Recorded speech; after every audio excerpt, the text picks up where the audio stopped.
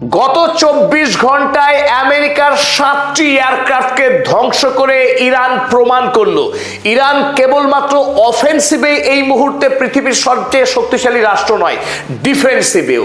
Iran 28 ফেব্রুয়ারি থেকে Israel এবং মধ্যপ্রাচ্যের মার্কিন সেনা চালনাগুলোকে তাক করে যেভাবে আক্রমণ করতে সফল হয়েছিল, অপরদিকে ইসরায়েল এবং মার্কিনী বোমারু বিমানগুলোকে ধ্বংস করার ক্ষেত্রে কিন্তু ততখানি সফল হচ্ছিল না।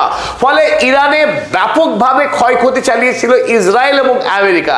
সেই ইতিহাসকে সম্পূর্ণরূপে বদলে দিয়ে গতকাল থেকে 24 ঘন্টা ধরে ইরান যেভাবে আমেরিকাকে ঝটকা দিয়েছে, ডোনাল্ড ট্রাম্প এবং হেগসেট তাদের দুজনের মুখে চুনকালি ঘুষে দিয়ে এই মুহূর্তে আমেরিকার একটার পর একটা এয়ারক্রাফট ইরানের বায়ুসীমাতে আসছে আর ধ্বংস হচ্ছে।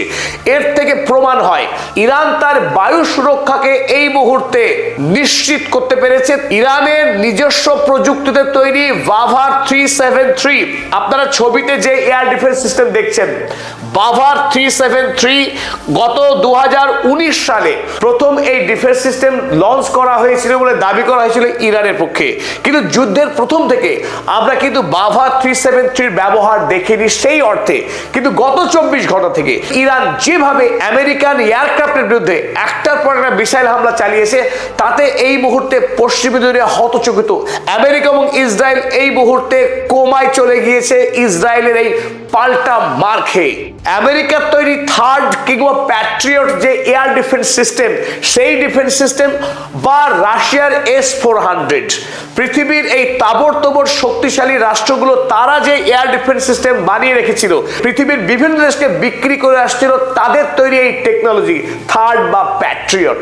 কিন্তু ইরান তার নিজস্ব বিজ্ঞানীদের কাজে লাগিয়ে, নিজস্ব মেধা কাজে লাগিয়ে এই মুহূর্তে তারা সাফল্যের সঙ্গে তাদের যে টেকনোলজি ব্যবহার করে আমেরিকার ফাইটার জেটকে ধ্বংস করছে, তাতে এই মুহূর্তে আরো একবার প্রমাণ হয় যে ইরান যুদ্ধক্ষেত্রে এই মুহূর্তে পৃথিবীর অন্যান্য রাষ্ট্রের তুলনায় কতখানি এগিয়ে যেতে সক্ষম হয়েছে।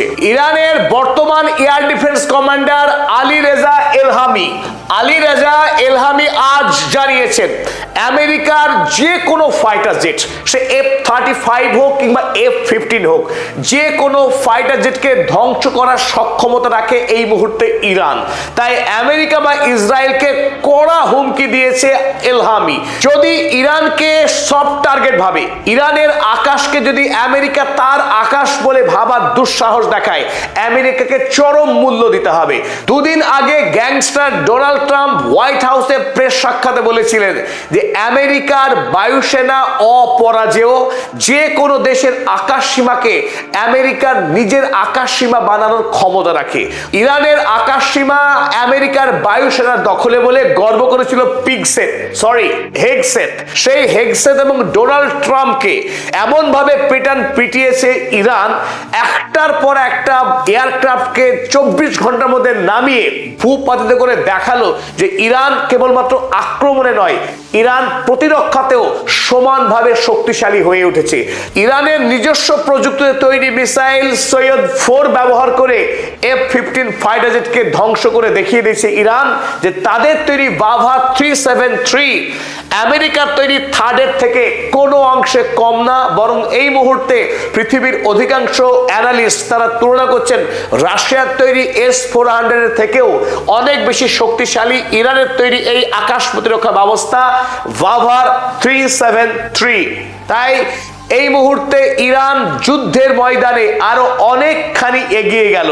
গত 3 দিন ধরে যেভাবে ইরান অপারেশন ট্রু প্রমিস 4 ইসরায়েলকে গুড়িয়ে দিচ্ছে, তারপর এই মুহূর্তে আমেরিকার ফাইটার জেটগুলোকে একটার পর একটা ভূপাতিত করার মধ্য দিয়েই দেখিয়ে দিল ইরান যে ইরানের ইসলামিক রিপাবলিক কত শক্তিশালী। ইরানি ইসলামিক রিপাবলিকের কিছু নেতা শহীদ হলেও ইরানকে শহীদ করা সম্ভব না। ইরান অপরাজেয় শক্তি, অপরাজেয় ছিল, আগামী দিনেও এই মার্কিন যুক্তরাষ্ট্রকে পরাস্ত করার মধ্য দিয়ে পৃথিবীতে নতুন ইতিহাস লিখতে চলেছে ইরান।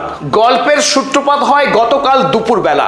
আমেরিকার একটি ফাইটার জেট F-15E ইরানের কোহগিলুয়ে প্রদেশে দেখা যায়, আর সেই ফাইটার জেটকে তৎক্ষণাৎ আক্রমণ করে ইরানের বায়ু প্রতিরক্ষা ব্যবস্থা ভাভা 373 সৈয়দ 4 মিসাইল দিয়ে। ফলে মুহূর্ত মধ্যে যখন এই ফাইটার জেট আক্রান্ত হয় এই প্রদেশে, সেই সময় এই ফাইটার জেটে দুজন পাইলট ছিলেন। দুই পাইলটই তৎক্ষণাৎ তারা ফাইটার জেট থেকে লাফ দিয়ে বাঁচতে সক্ষম হয়। তাদের মধ্যে একজন এই কুয়েতের জল সীমানায় এসে পড়েন। তাকে তৎক্ষণাৎ মার্কিন যে সেনাবাহিনী ছিল তার প্রহরায়, তারা তাকে উদ্ধার করে নিয়ে কুয়েতের মার্কিন ঘাঁটিতে চলে আসে।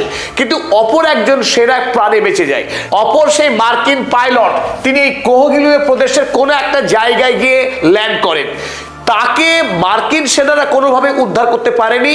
সেই জীবিত পাইলটকে উদ্ধার করবার জন্য আমেরিকা মরিয়া হয়ে ওঠে এবং দফায় দফায় এয়ারক্রাফট পাঠানো হয় এই কোহগিলুয়ে প্রদেশে, যাতে করে জীবিত অবস্থায় কোনোভাবে আমেরিকা উদ্ধার করে নিয়ে যেতে পারে। ফলে আমেরিকা যে আশঙ্কা করছে এই মুহূর্তে তাদের গোপন খবর যাতে ইরানের হাতে না চলে আসে, সেই দিক থেকে মার্কিন যুক্তরাষ্ট্র সর্বোচ্চ চেষ্টা করেছে তাদের পাইলটকে ফিরিয়ে নিয়ে যাওয়ার। কিন্তু যতগুলো এয়ারক্রাফট উদ্ধার করতে এসেছেন এই কোহগিলুয়ে প্রদেশে, প্রত্যেকটি এয়ারক্রাফটকে ইরান সফলভাবে ধ্বংস করেছে। আর তারপর ইরান সরকারের পক্ষে ওই পাইলটের মাথার দাম ঘোষণা করা হয় 60,000 USD।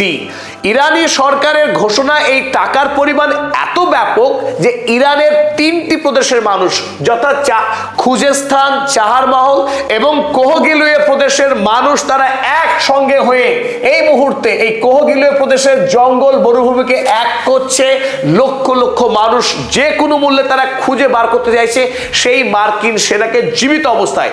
তারা যদি ইরান সরকারের হাতে তুলে দিতে পারে ওই মার্কিন পাইলটকে, তাহলে ইরানের জন্য হবে মহা প্রাইজ। কারণ এই মুহূর্তে মার্কিন সেনার কাছে কি কি ইন্টেলিজেন্স রয়েছে ইরানের বিষয়ে, সমস্ত কিছুই ইরান জেনে নিতে পারবে।